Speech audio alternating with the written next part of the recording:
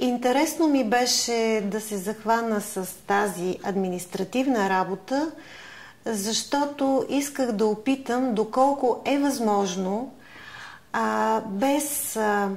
с демократични средства да се управлява едно детско заведение и да има ефект, да има полза, да има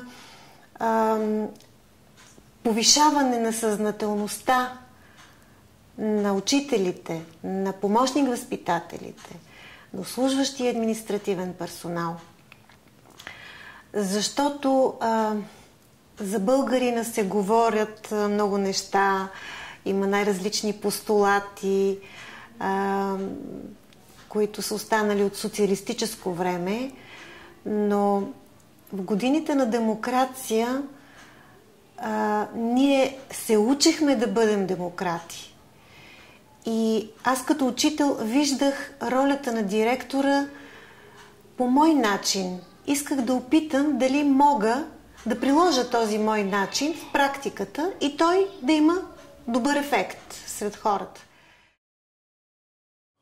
Българският учител, той е достатъчно отговорен, достатъчно инициативен.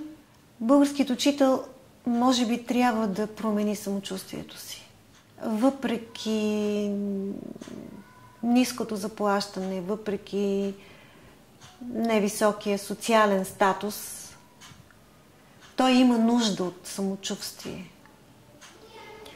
Защото това самочувствие ще му помогне да бъде още по-добър учител.